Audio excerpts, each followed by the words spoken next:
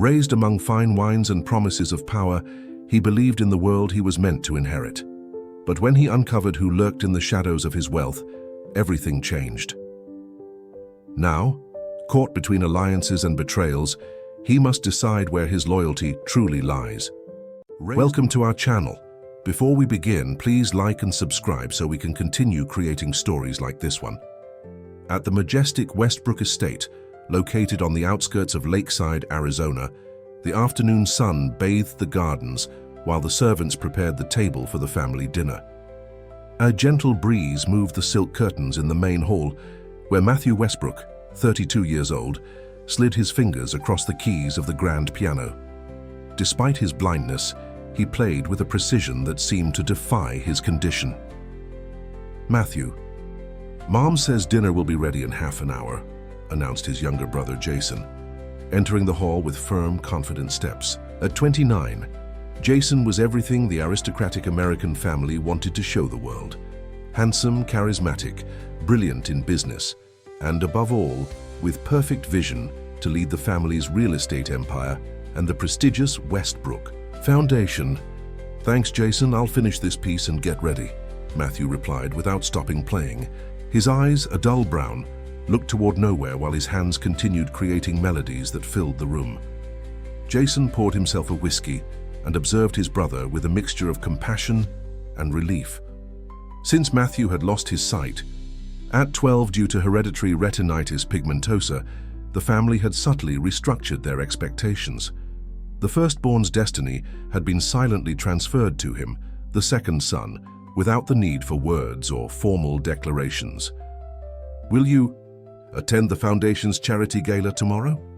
Jason asked, knowing the answer in advance. Matthew paused his performance for a moment. "You know I don't enjoy those events. Besides, what would I do there? People would only feel sorry for the blind son of Richard Westbrook." "Dad expects you to be present. It's the 20th anniversary of the Foundation." An uncomfortable silence settled between the brothers. The Westbrook Foundation, dedicated to promoting art and culture in Arizona, was their father's pride. Matthew knew his absence would be noticed, but he also knew that his presence would generate whispers and looks of compassion that he detested. "I'll go for you, Jason, but I'll only stay for the initial ceremony," he finally conceded. The following day at the luxurious Lakeside Cultural Center, the American elite gathered to celebrate the anniversary of the Westbrook Foundation. Matthew, elegant in his tailored dark suit, remained seated at a secluded table, listening attentively to the conversations around him. His cane rested beside him, while his hands nervously played with the cloth napkin. "Do you mind if I sit here? All the other tables are occupied," said a female voice, soft but confident. "Of course not," Matthew replied, straightening slightly. "Please." "Thank you. I'm Emily Grant, professor of literature at Lakeside State University." "Matthew Westbrook," he introduced himself, extending his hand in the approximate direction of her voice. Emily took his hand firmly. "I know who you are. Your family has been very generous to the humanities department." There was something in her voice that intrigued Matthew. He didn't detect the usual discomfort or pity he typically perceived when speaking with strangers. Instead, he noticed a genuine warmth and intellectual curiosity that immediately attracted him. "Are you enjoying the gala, Professor Grant?" "To be honest, not much," she replied with a small laugh. "These social gatherings seem a bit artificial to me. I came because the university asked me to represent the department, but I'd rather be at home with a good book." Matthew smiled, feeling an unexpected connection. "I'd rather be anywhere else too. What are you currently reading?" The conversation flowed with surprising ease. Emily told him about her passion for American literature, her classes, the authors she admired. Matthew listened with genuine interest, asking insightful questions that revealed his own erudition. From a nearby table, Jason observed the interaction with growing concern. He had never seen his brother so animated at a public event. His eyes settled on Emily, evaluating her coldly. She wasn't the type of woman who fit his vision of the Westbrook social circle.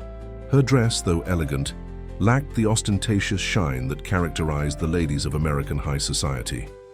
Her face, with irregular but expressive features, didn't possess the conventional beauty expected in their circles. "Who is the woman?" "Talking to your brother," asked Catherine, their mother, approaching Jason with a champagne flute in hand. "A university professor," he replied with barely disguised disdain. "Emily Grant, I believe." Catherine observed the couple with concern. "She doesn't seem like our kind of people, Jason. Should we intervene?" "Leave them, Mother. It's just a conversation. Tomorrow Matthew will return to his piano and his braille books, and everything will continue as always." But Jason was wrong. That night marked the beginning of something none of the Westbrooks had foreseen. In the following weeks, Matthew and Emily began seeing each other regularly. He invited her to private concerts at the estate when the family was absent. She read her favorite poems aloud to him in the lakeside botanical garden. "Your voice has colors, Emily," Matthew told her one afternoon as they walked along the garden paths, his hand resting gently on her arm. "When you speak, I can see shades I thought forgotten. It's as if you're painting the world for me again." Emily, unaccustomed to receiving compliments, felt an intense blush on her cheeks. At 30, she had accepted that her life would be dedicated to books and her students.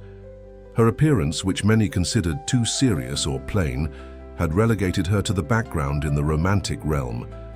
But with Matthew, for the first time, she felt truly seen. "You listen to me like no one has." "Before," she replied, gently squeezing his hand.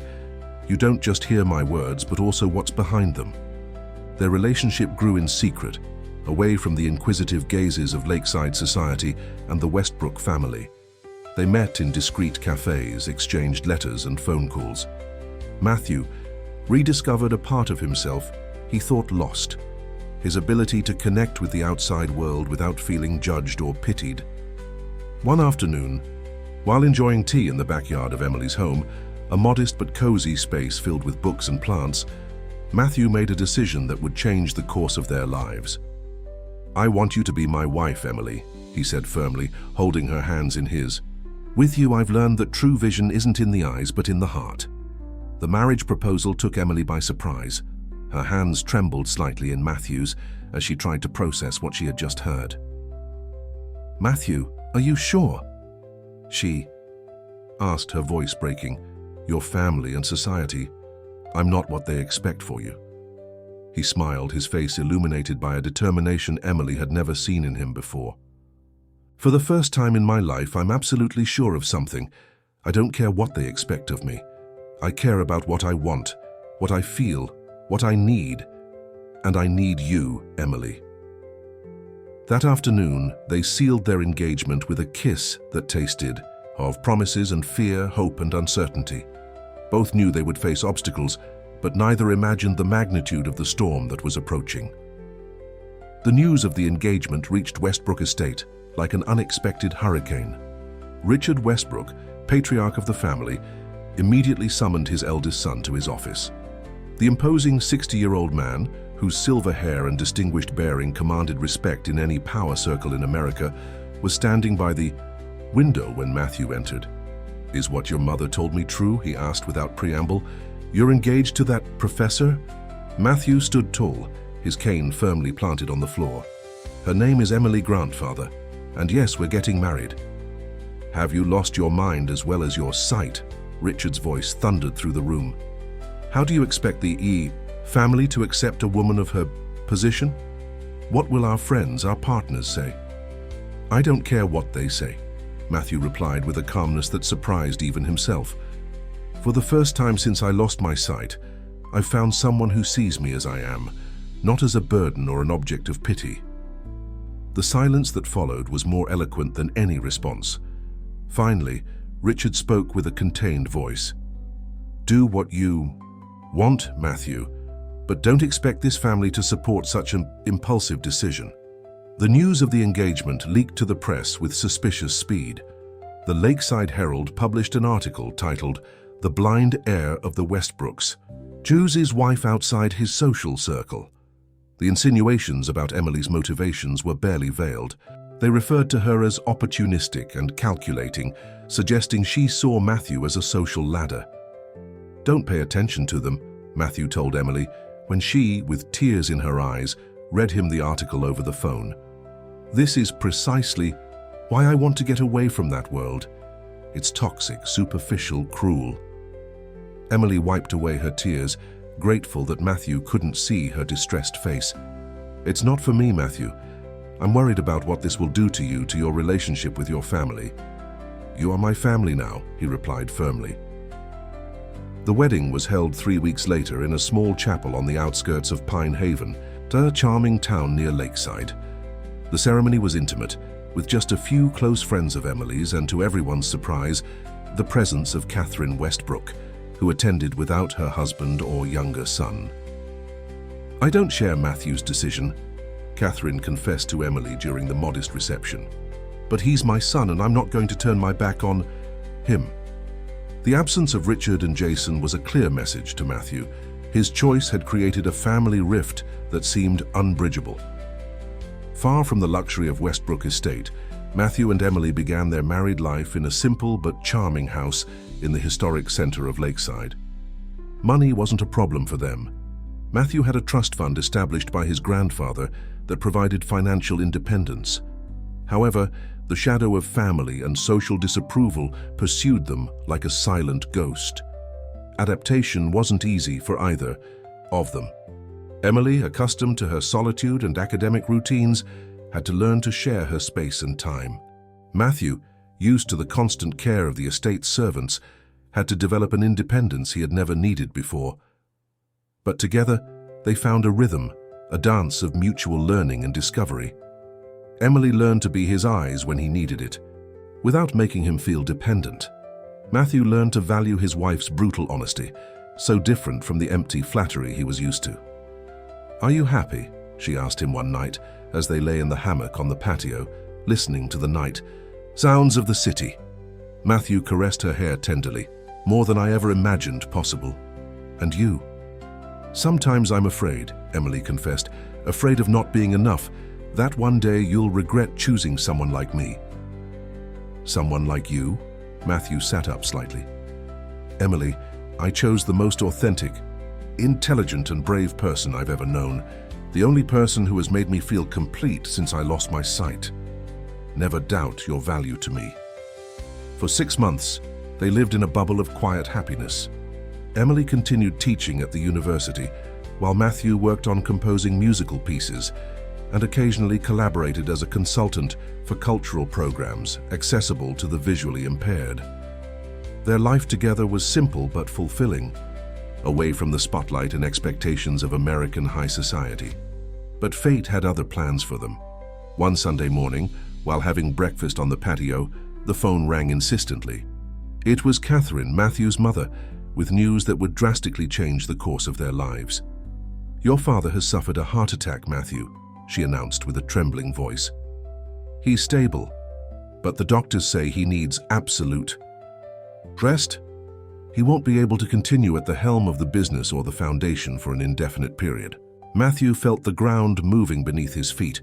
Despite his differences with his father, the news deeply affected him. "I'll go to the hospital immediately," he replied, as Emily squeezed his hand in support. "There's something else," Catherine continued. "Your father wants to see you, alone. And afterward, he needs to talk to you and Jason about the future of the family and the business." "Me?" Matthew asked, surprised. "You know they've kept me out of all that since I lost my sight." "Circumstances have changed, son. Your father has reconsidered many things. He needs you now." After hanging up the phone, Matthew remained silent for several minutes, processing the information. Emily waited patiently, respecting his space, until he finally spoke. "I have to go, Emily, not just for my father, but for myself. I need to confront the family that relegated me to the background." "I'll go with you," she replied without hesitation. "It won't be easy. They'll treat you like an intruder." Emily took her husband's face in her hands. "We're a team, Matthew. Where you go, I go. We'll face this together." That same afternoon, the couple arrived at the imposing Westbrook estate. The servants, some of whom had cared for Matthew since his childhood, received them with a mixture of contained joy and evident nervousness. "Mr. Jason is in the office," announced Mrs. Parker, the housekeeper. "He has asked that Mr. Matthew meet him there alone." Matthew felt the tension in Emily's handshake. "My wife comes with me," he declared firmly. "But, sir, the instructions were clear." "Don't worry, Mrs. Parker," interrupted Jason, appearing in the hallway with his usual elegance. "My brother can bring his wife." The pause before the word wife didn't go unnoticed by anyone present. The reunion between the Westbrook brothers was cold and tense. Jason, impeccably dressed as always, observed the couple with a smile that didn't reach his eyes. "Welcome home," he said with rehearsed courtesy. "I'm sorry that these circumstances are what bring us together again." The Westbrook estate office was an imposing space, with walls lined with mahogany, bookshelves that reached to the ceiling, and a massive desk that seemed made to intimidate those who sat in front of it. Matthew, who knew the room by memory, moved through it with a confidence that surprised Jason. "I see blindness hasn't prevented you from remembering spaces," commented Jason, pouring himself a whiskey without offering anything to his guests. "Spatial memory is one of the gifts that sharpens when you lose your sight," Matthew replied calmly. "Like intuition, and mine tells me you haven't called us just to talk about our father's health." Jason gave a tense smile. "Always so perceptive, brother." "You're right. Dad wants to see you tomorrow at the hospital, but first we need to clarify certain practical matters." "What matters?" asked Emily, speaking for the first time since they entered the office. Jason looked at her as if he had just noticed her presence. "Family matters, Mrs. Westbrook, although I suppose you're now part of the family, aren't you? My wife has every right to be present in any discussion that involves me, Jason," Matthew intervened firmly. "As you wish." Jason took a sip of his drink before continuing. "The situation is as follows. Dad won't be able to return to his activities for a considerable time. The doctors speak of months, perhaps more. The board of directors of the Westbrook Foundation needs a visible leader, someone who represents the family. And that someone is you, I suppose," commented Matthew. "Naturally, I've been the one handling the foundation's affairs in recent years," replied Jason. "However, there is a legal detail. The family trust clearly states that, in our father's absence, leadership must pass to the firstborn." A dense silence invaded the room. Matthew felt Emily's hand squeezing his in a gesture of support. "Are you saying that now you want me to assume the direction of the foundation, after years of keeping me on the sidelines?" "It's not what I want, brother. It's what the legal document establishes." "But don't worry," added Jason with a condescending tone. "It would just be a formality. I would continue to handle daily operations." Matthew straightened in his seat. "And if I didn't want it to be just a formality, what? If I wanted to actually exercise the position that is rightfully mine?" Jason's expression hardened. "Let's be realistic, Matthew. Your condition prevents you—" "My condition prevents me from nothing," interrupted Matthew firmly. "I've lived 20 years in darkness, Jason. I've learned to navigate a world that wasn't designed for people like me. I've composed music that has been performed in concert halls. I've advised cultural programs. Don't underestimate me." Jason set his glass down with a sharp tap on the desk. "The Westbrook Foundation is not a toy, Matthew. It's a respected institution that handles millions of dollars in donations, that has agreements with the government and private companies. You can't simply appear after years of absence and claim to take control." "I'm not claiming anything," replied Matthew. "I'm just considering exercising a right that apparently our father never forgot I had." The tension between the brothers was palpable. Emily observed the exchange with a mixture of pride in her husband's firmness and concern for the consequences this confrontation might have. "We'll talk about this after seeing Dad," concluded Matthew, standing up. "For now, Emily and I need to rest. It's been a long day." That night, installed in Matthew's old room, now prepared for the couple, Emily listened in silence as her husband softly played the piano that had been placed there years ago. The melancholic melody seemed to express everything Matthew couldn't put into words: his pain over his father's illness, his resentment at having been set aside, his fear at the possibility of assuming a role for which he didn't feel prepared. "What are you going to do?" Emily finally asked when the music ceased. Matthew sighed deeply. "I don't know. Part of me wants to prove to them that I can do it, that being blind doesn't make me less capable. But another part fears they might be right, that it's too late after so many years away from all that." Emily approached and sat next to him on the piano bench. "I think you should listen to what your father has to say tomorrow, but whatever happens, remember that you're not alone in this."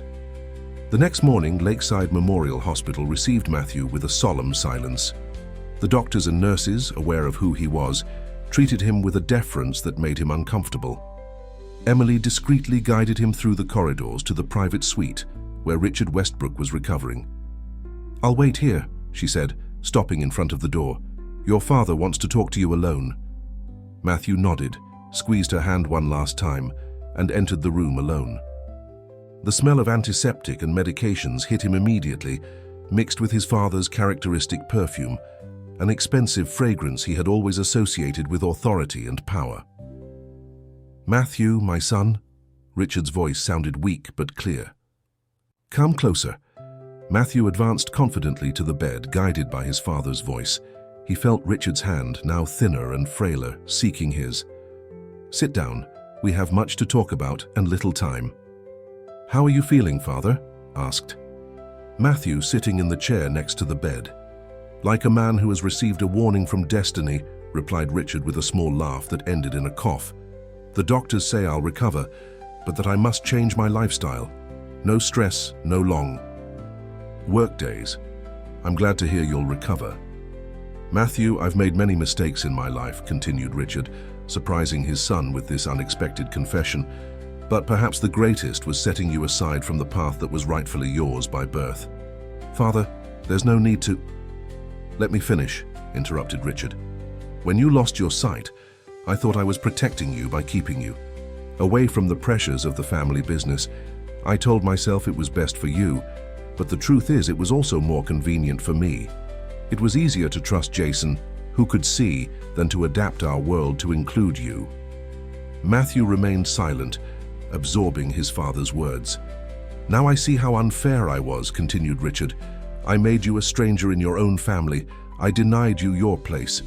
And when you finally found your way, when you chose the woman you loved, I didn't have the courage to support you. Why are you telling me this now?" asked Matthew, his voice slightly broken by emotion. "Because I need you to understand why I'm going to ask you something you probably don't want to do," replied Richard. "I need you to return to the estate, to take your place as the firstborn of the Westbrooks, to assume the direction of the foundation. Jason already talked to me about this. He said it would just be a formality." "Jason is wrong," Richard's voice acquired firmness. "I don't want it to be a formality. I want you to really take control, to impose your vision. The foundation needs new ideas, and you, with your unique experience, can provide them. Why me and not Jason? He's been at the helm all these years." "Because I've begun to suspect that Jason isn't managing the foundation as he should," confessed Richard, lowering his voice. "There are discrepancies in the financial reports, decisions I don't understand, inexplicable personnel changes. I need someone I can fully trust to investigate what's happening." Matthew felt a chill run down his spine. "Are you accusing Jason of—" "I'm not accusing anyone yet," interrupted Richard. "I just have doubts, suspicions, and I need someone with your integrity to clarify them." "And if I don't want to get involved in this?" asked Matthew. "My life with Emily is quiet, happy. I have no ambitions for power or money." "I know, and that's precisely what makes you perfect for this," replied Richard. "I'm not asking you to do it for me, but for our family's legacy, for the thousands of people who depend on the foundation, for the artists and students who receive our scholarships. Think about it, please." Matthew was silent for several minutes, processing everything he had just heard. Finally, he spoke with a serene but determined voice. "I need to talk to Emily before making a decision. What you're asking doesn't just affect me, but her as well." "Your wife?" Richard paused, as if carefully choosing his words. "I must confess that I was wrong about her too. Catherine has told me about her intelligence, her dignity. Perhaps she is exactly what you need by your side to face this challenge. She is more than any of you imagine, replied Matthew with pride. Upon leaving the room, he found Emily conversing quietly with Catherine in the waiting room. Both women turned to him expectantly. "How is he?" asked Catherine, approaching her. "Son weak but lucid, and with a surprising request," replied Matthew. "He wants me to return to the estate and take control of the foundation, not as a decorative figure, but really." "And what have you decided?" asked Emily, taking his hand. "I told him I needed to consult with you. This affects us both." Catherine observed the exchange with a mixture of surprise and respect.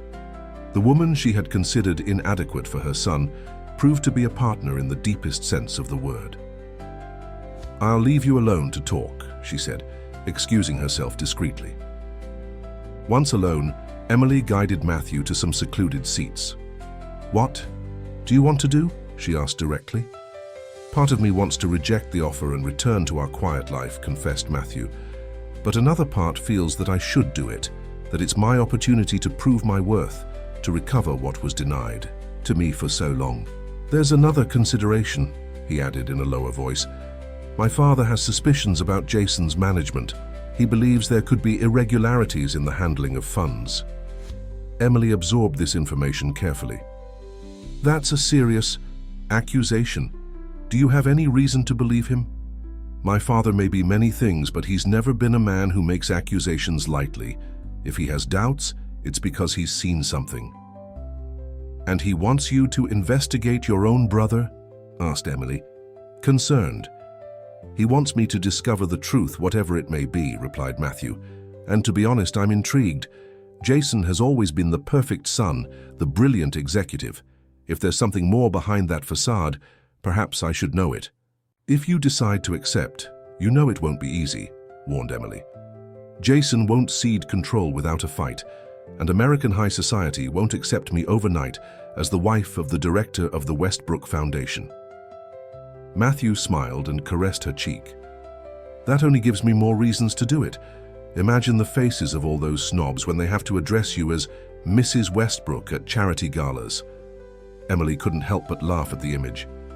"Are you sure you're not doing it just to provoke them?" "I'm doing it for many reasons," replied Matthew, becoming serious again. "For myself, for my father, for us. And if I can stir up the social wasp's nest of Lakeside in the process, I'll consider it an additional benefit."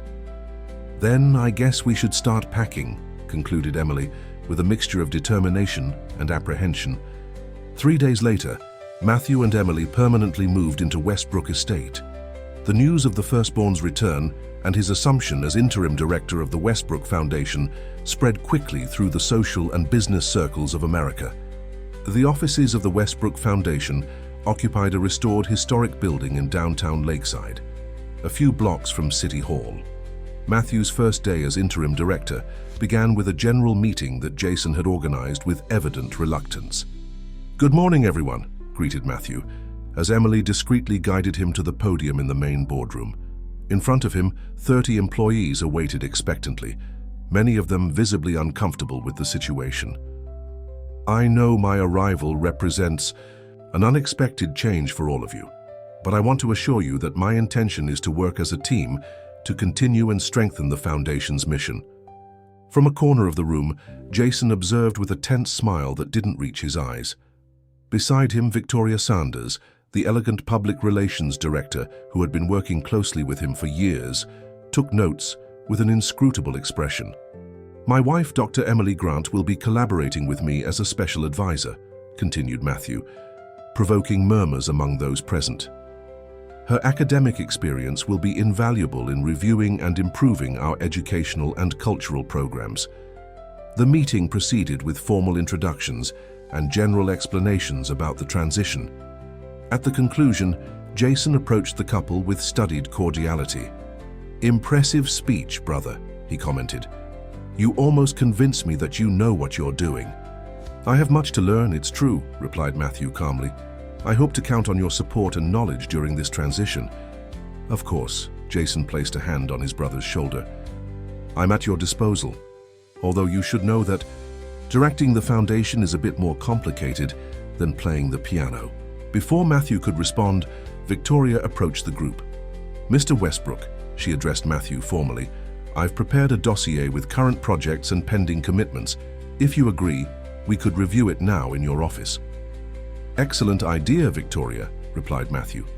"Emily will join us." A flash of annoyance crossed the woman's face. "Of course, although these are quite technical matters." "My wife has a doctorate in literature and has managed academic projects for years," intervened Matthew firmly.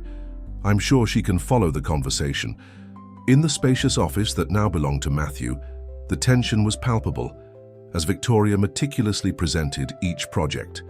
Emily, seated next to her husband, observed not only the documents, but also the public relations director's body language.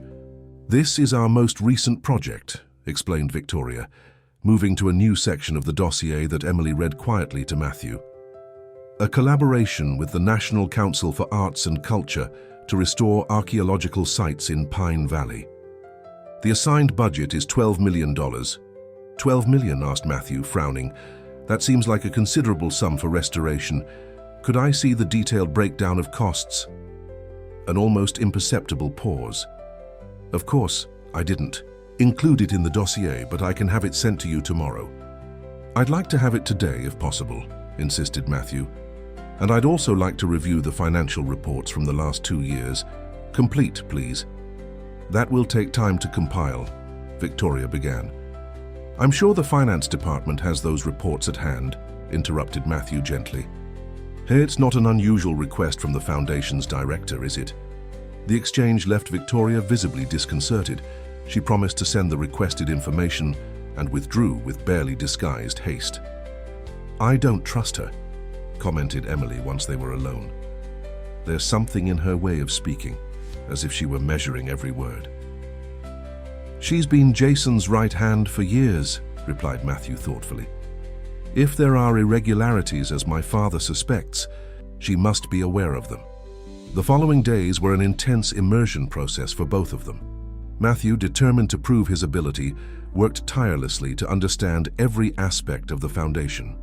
Emily, for her part, became his eyes, reviewing documents, analyzing figures, detecting inconsistencies that others might overlook. "There's something strange about this scholarship program for young artists," commented Emily one night as they worked in the estate's study. "According to the report, 150 scholarships were awarded last year, but when I cross-reference the names with the beneficiary database, I only find 117. 33 phantom scholarships." Matthew sat up, alert. "Where did that money go?" "According to the accounting records, it was fully dispersed, almost $2 million. We need to investigate further," decided Matthew, "but with discretion. If Jason is involved in something shady, we can't alert him that we're on his trail." The opportunity to deepen their investigation came unexpectedly. The magazine Culture and Society requested an interview with the new director of the Westbrook Foundation, generating panic in the public relations department. "You can't give that interview," warned Victoria when she found out. "The journalists will eat you alive. Your condition, your withdrawal from public life, your marriage, they'll be ruthless." "That's precisely why I'm going to do it," replied Matthew with determination. "It's time to change the narrative. And don't worry, Victoria, I won't need your help to prepare." The interview, conducted at the estate with Emily present, was a turning point. Matthew spoke eloquently about his vision for the Foundation, about the new accessibility programs he planned to implement, about the importance of inclusion in the cultural sphere. The journalist, initially skeptical, was impressed by his knowledge, sensitivity, and natural charisma. "Aren't you afraid that your blindness will be an obstacle to directing such an important institution?" asked the reporter at one point in the interview. "My blindness has taught me to listen in a way that few can," replied Matthew with a smile, "to perceive nuances in voices, in words, in silences. I would say that's an invaluable advantage when it comes to directing a team and understanding the needs of our beneficiaries." The article, published a week later, was surprisingly positive. Titled "The Rebirth of the Westbrooks," when true vision transcends the eyes, it presented Matthew as an inspiring leader and Emily as a brilliant academic who perfectly complemented her husband. The photographs, taken by a photographer with artistic sensitivity, captured the dignity and determination of the couple. Jason's reaction wasn't long in coming. That same afternoon, he burst into Matthew's office without announcing himself. "What kind of media circus are you setting up?" he spat, throwing the magazine on the desk. "The foundation doesn't need this type of sentimental exposure.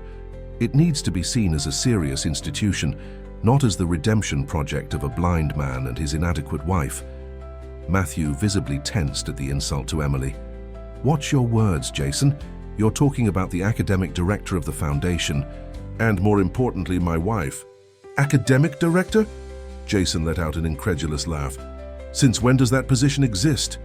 "Since I created it yesterday," replied Matthew calmly. "Emily will oversee all our educational and scholarship programs. In fact, she's already begun reviewing the Young Artists program. There seem to be some interesting discrepancies." The silence that followed was dense, charged with tension. Finally, Jason spoke with a controlled voice. "Be careful, Matthew. You're venturing into deep waters you don't know. You could find things you'd prefer not to have discovered." "Is that a threat, brother?" "It's fraternal advice," replied Jason, heading for the door. "For your own good and that of your wife." That night, during the family dinner at the estate, the tension was so palpable that even Catherine, who normally avoided conflicts, felt obliged to intervene. "I'm proud of the work you're doing, Matthew. And Emily," she declared, surprising everyone present. "The article in the magazine is exactly what the foundation needed. A new perspective, a fresh air." Jason's expression hardened. "Mother, please, don't be fooled by a sensationalist article. Public image is one thing, real management is something completely different." "Don't underestimate your brother, Jason," replied Catherine with unusual firmness, or his wife. "Both have demonstrated capabilities that many of us ignored for too long." The evening ended abruptly when Jason excused himself, claiming pending commitments. The next day, the silent war escalated to a new level. The local newspaper published an opinion piece titled, "Nepotism at the Westbrook Foundation. Is the director's wife really qualified?" The text, signed by a supposed expert in cultural management, harshly questioned Emily's credentials and suggested that her appointment was a clear case of favoritism. "Don't pay attention to them," advised Matthew. When Emily, visibly affected, read him the article during breakfast. "It's a desperate attack from Jason. He knows we're close to something important."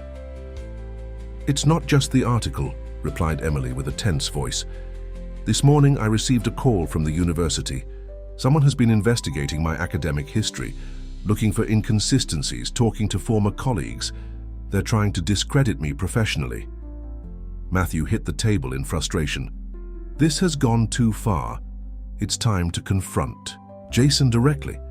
The confrontation between the Westbrook brothers didn't have to wait.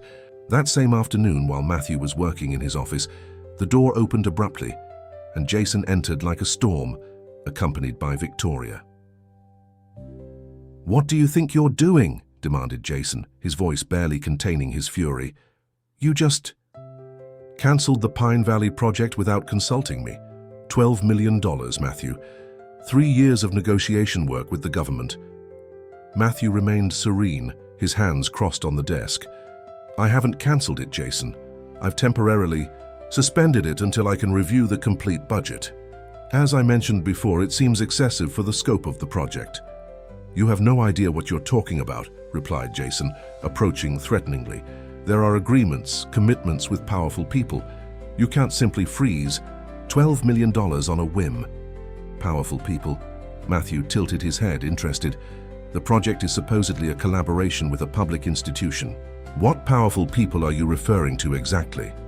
Jason stopped, aware of his slip. Victoria quickly intervened. "Mr. Westbrook is referring to the officials at the Ministry of Culture, naturally. Resources have been committed, reputations." "Interesting," commented Matthew. "Because I personally spoke this morning with the director of the National Council for Arts and Culture, and she informed me that the budget approved by them for Pine Valley was $5 million, not 12.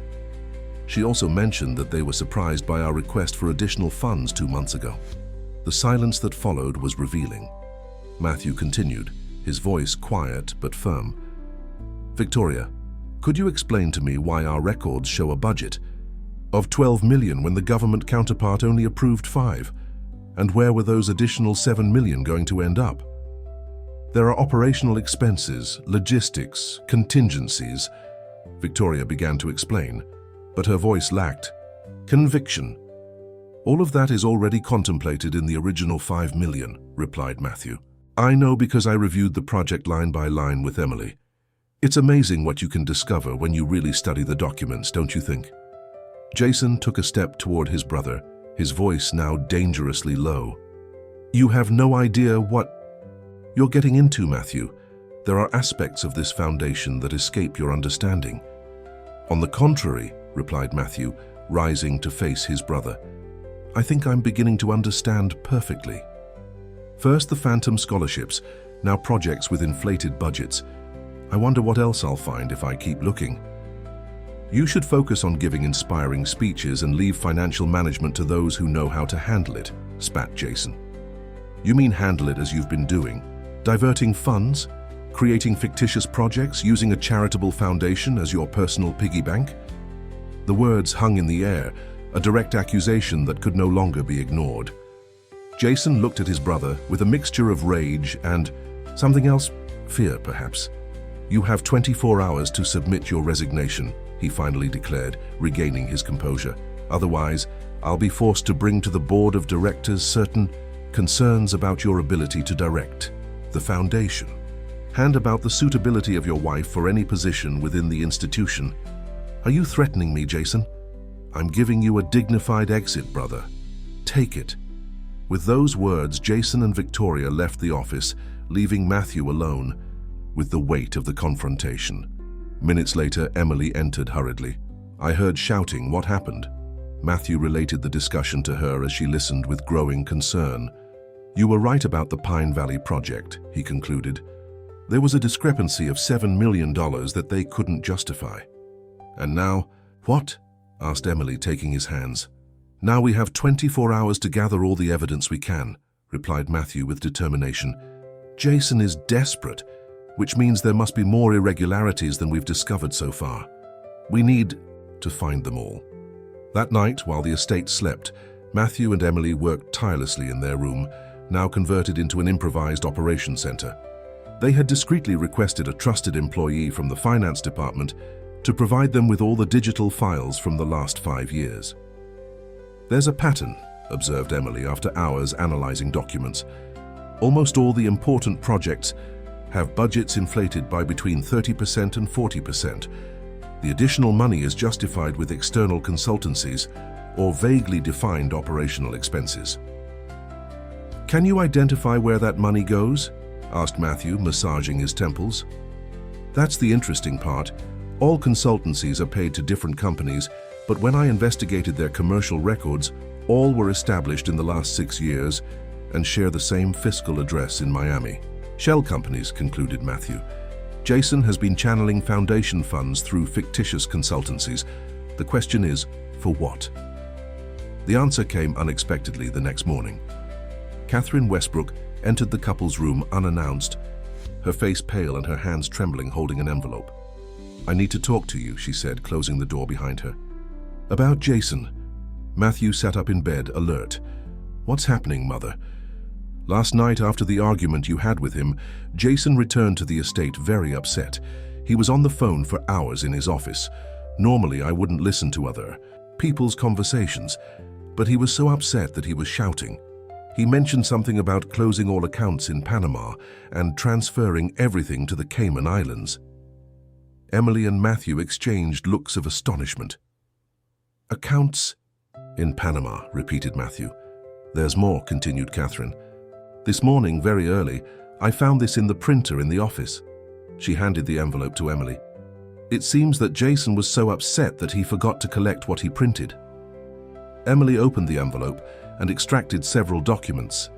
As she examined them, her expression changed from curiosity to shock. Their bank account statements, accounts in Panama and the Cayman Islands in the names of various companies, but all with one final beneficiary, Jason Westbrook. How much money is in those accounts? Asked Matthew, tense. Millions of dollars, Matthew, at least 30 million according to these documents, and there are regular transfers from accounts that match the consultancies we identified last night. Catherine collapsed into a chair, visibly affected. I can't believe my own son would do something like this, using his father's foundation to enrich himself. How could he? The question now is, what do we do with this information? Said Matthew, his mind working at full speed. We have evidence of embezzlement, but Jason has powerful connections. If we confront him directly, he could counterattack in ways we can't foresee. There's something else you should know, added Catherine. An hour ago, Jason left for the hospital. He said he was going to talk to your father about Matthew's situation. He's trying to turn Dad against me, realized Matthew. If he convinces him that I'm not capable of directing the foundation, he could use Dad's influence to have the board of directors remove me. Then we must act now, decided Emily. We need to speak with your father before Jason can manipulate him. In less than an hour, the couple arrived at the hospital, but it was too late. The nurse informed them that Jason had been with Richard for almost 40 minutes and had just left. Your father has asked to see you immediately, added the nurse, addressing Matthew. He seemed very upset after your brother's visit. Matthew entered the room alone, his heart beating hard. He found his father sitting on the bed, paler and more emaciated than during his previous visit. Matthew, Richard's voice sounded tired but firm. Jason has just told me very concerning things about your management at the foundation. He says you've suspended important projects, that you've appointed Emily to a position for which she's not qualified, that you're creating division among the staff. Father, I need you to listen to me carefully, replied Matthew, approaching the bed. What I'm going to tell you is difficult, but it's the truth, and I have evidence to back it up. For the next 20 minutes, Matthew methodically explained everything they had discovered. The phantom scholarships, the inflated budgets, the fictitious consultancies, the accounts in tax havens. As he spoke, he felt his father's breathing, becoming more agitated. Do you have documents that prove all this? Richard finally asked. Yes. Emily has them with her. I can ask her to come in and show them to you. A heavy silence filled the room before Richard responded. That's not necessary. I believe you, son. You believe me? Without seeing the evidence? For years I've had suspicions about some of Jason's dealings, confessed Richard.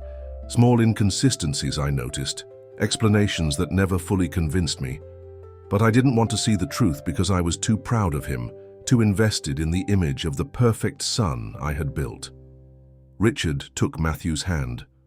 And also, I must admit, because it was convenient for me, while he handled everything, I could enjoy the prestige without the hard work. It was an unforgivable mistake. What should we do now? Asked Matthew. The right thing, replied Richard with renewed firmness. We'll expose everything to the board of directors. Jason will have to account for his actions. It won't be easy. He has powerful allies on the board. So do I, replied Richard. And more importantly, we have the truth on our side. When Matthew left the room, he found Emily waiting for him with a worried expression. How did it go? Better than I expected.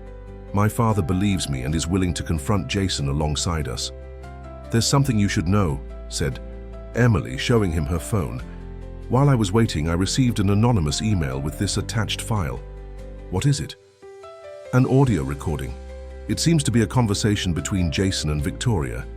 They're discussing how to neutralize your investigation, and there's something else. Emily lowered her voice. They specifically talk about fabricating evidence to question my mental stability. They want to leak to the press that I suffer from psychological disorders and that I've manipulated your perception of reality. Matthew clenched his fists, a cold rage running through his body. How far is he willing to go? This isn't just about money or power anymore. It's personal, cruel. Who sent you this recording?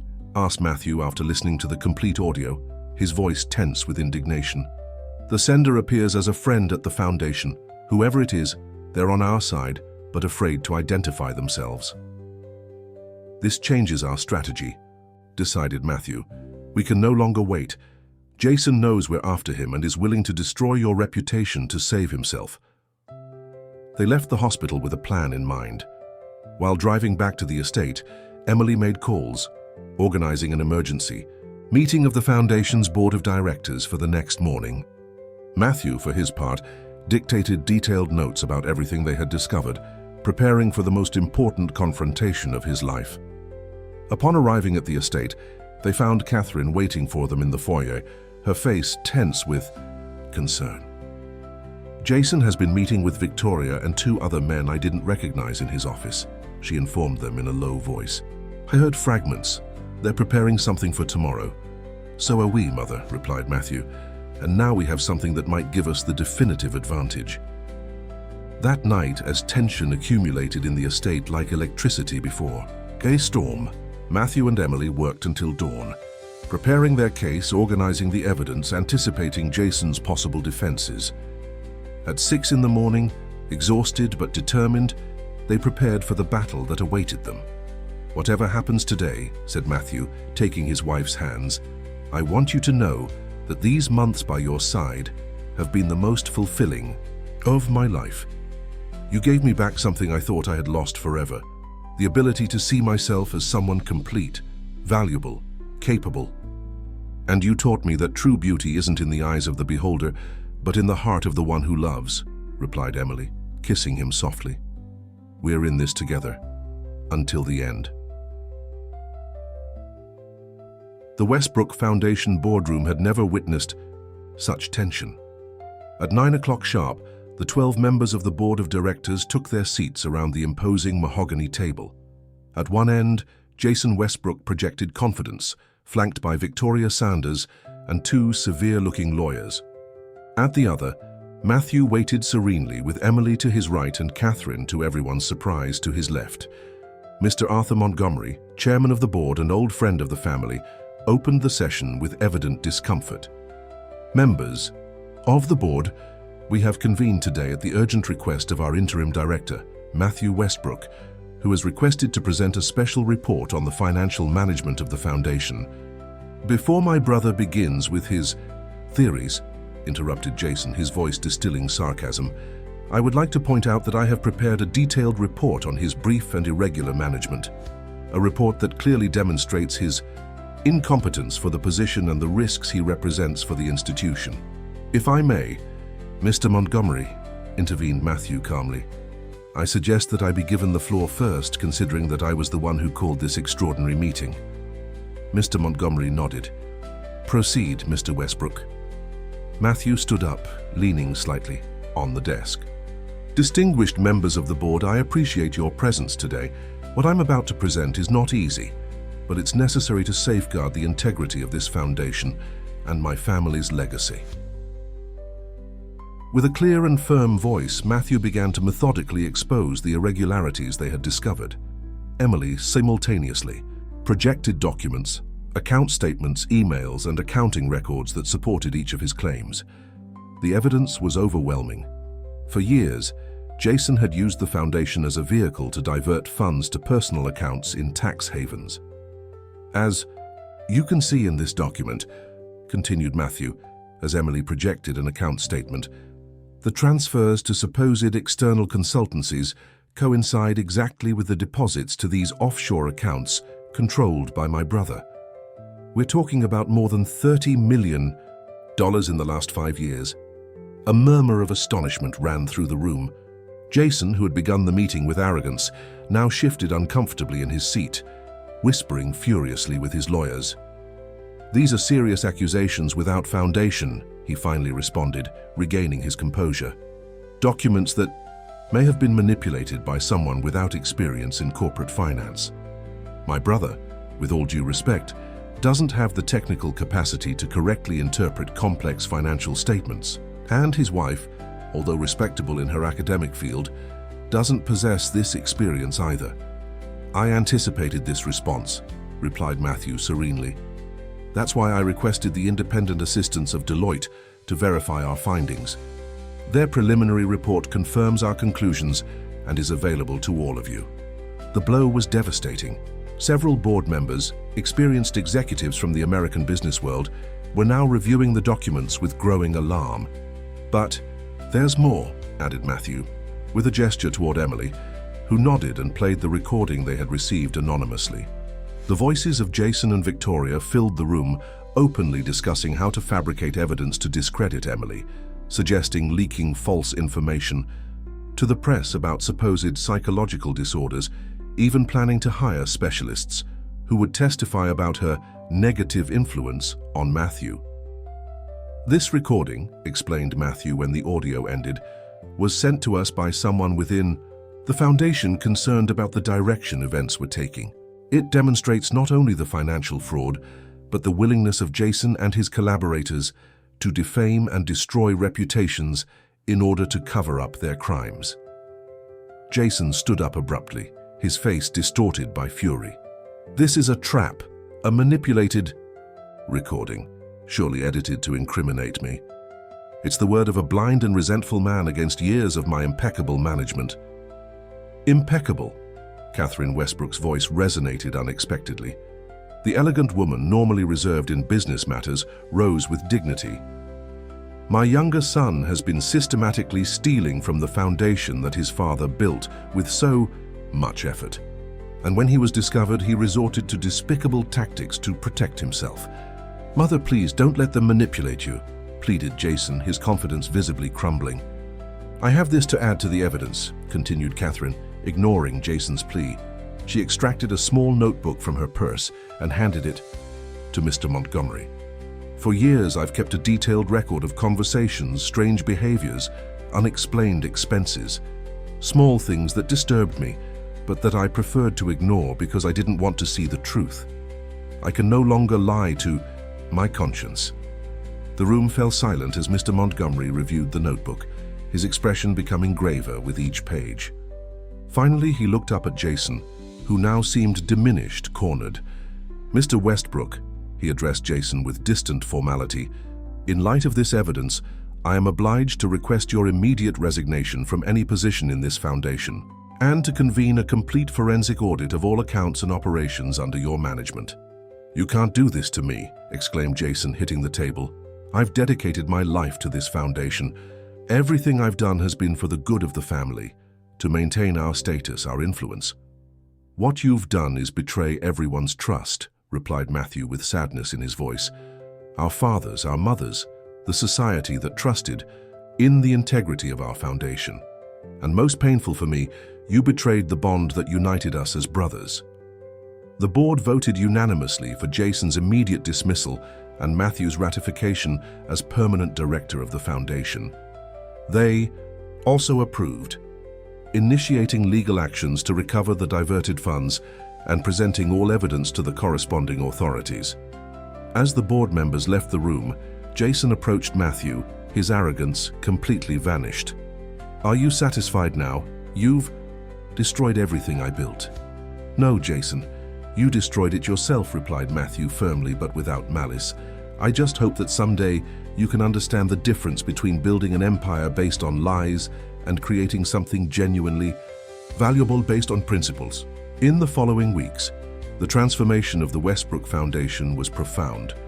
Under Matthew's direction and Emily's academic advice, new programs focused on cultural accessibility were implemented, the scholarship system was restructured to make it more transparent, and accountability mechanisms unprecedented in American philanthropy were established.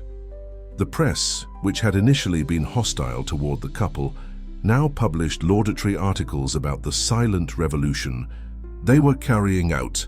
A special report titled "The New Westbrooks: When Integrity Triumphs Over Appearances" became a case study in journalism schools. Richard Westbrook, recovered enough to leave the hospital, proudly observed the transformation led by his firstborn.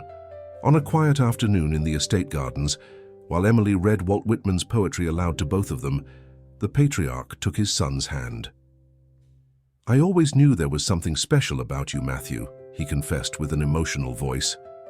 "But I let myself be blinded by conventions, by obsolete expectations. I almost had to lose you to understand that true vision isn't in the eyes." "I know, Father," replied Matthew, gently squeezing his hand. I also needed to lose my sight to really learn to see. Emily observed the scene with contained emotion, remembering the long road traveled from that first conversation at the charity gala to this moment of reconciliation and recognition. Her life had completely changed, from a university professor relegated to the background due to her unconventional appearance, to a respected figure in the American cultural sphere, valued for her intelligence, sensitivity, and integrity. And, although she occasionally still faced looks of strangeness or veiled comments about her relationship with Matthew, these no longer affected her as before. She had found her place, not only alongside the man she loved, but in a greater purpose that transcended them both. 6 months after the dramatic board meeting, the Westbrook Foundation organized a special gala to present its new flagship program, Inclusive Visions, a pioneering initiative that sought to make art and culture accessible to people with all types of disabilities. The event, held at the Lincoln Center in New York City, brought together the most prominent members of American society. But unlike previous galas, where ostentation and superficiality prevailed, this time the atmosphere was imbued with an authentic social commitment. Matthew, elegant in his dark suit, went up to the stage with Emily on his arm. Without written notes, without a teleprompter, he spoke from the heart about his vision of a truly inclusive culture, where each person, regardless of their abilities or appearance, could access the beauty and transcendence of art. For many years I lived in darkness, not just physical but spiritual, he confessed to the silent auditorium. I felt incomplete, inadequate, excluded. But thanks to the love of an extraordinary woman, he turned his face toward Emily, I learned that true light doesn't enter through the eyes, but through the heart. As he spoke these words, a murmur of admiration ran through the room. Many of those present remembered how they had initially underestimated Emily, how they had questioned her place next to a Westbrook. Now they looked at her with new eyes, recognizing what Matthew had seen from the beginning, her authentic beauty, her integrity, her strength. The foundation I represent today, continued Matthew, doesn't just seek to finance cultural projects. We seek to transform the way we understand art, the way we value people, the criteria with which we define beauty and success. Because when we open our hearts to different ways of perceiving the world, we discover unimaginable riches. The speech concluded with an announcement that took even Emily by surprise: the creation of a new foundation headquarters in Pine Haven, specifically designed to be completely accessible, where people with all types of disabilities could experience and create art on equal terms. And this center will bear the name Emily's House, revealed Matthew, bringing tears to his wife's eyes, in honor of the woman who taught me that true inclusion begins when we see beyond appearances, when we listen with the heart. That night, as they returned to the estate under a starry Arizona sky, Emily rested her head on Matthew's shoulder. "Are you happy?" she asked, repeating the same question she had asked him months ago when they were just beginning their life together. "More than I ever imagined possible," he replied, kissing her forehead. "With you I found much more than love. I found purpose, truth, freedom. I found light in the midst of darkness." Westbrook Estate, which had once been the scene of intrigues and exclusions, now stood as a symbol of transformation and authenticity. And as the moon illuminated the centuries-old gardens, two souls that had been marginalized for different reasons finally found their place in the world, not despite their differences, but because of them. Because true vision, as Matthew always said, isn't in the eyes that look, but in the heart that recognizes authentic beauty where others only see imperfection. Dear listeners, we hope that Matthew and Emily's story has deeply moved you. To continue this emotional journey, we've prepared a special playlist with equally captivating stories about the transformative power of true love. Find it here by clicking to your left. If you like this story, don't forget to subscribe to our channel and like the video. Every day we bring unique stories that explore the complexity of life, love, and personal growth. What did you think of the ending? Did you expect Matthew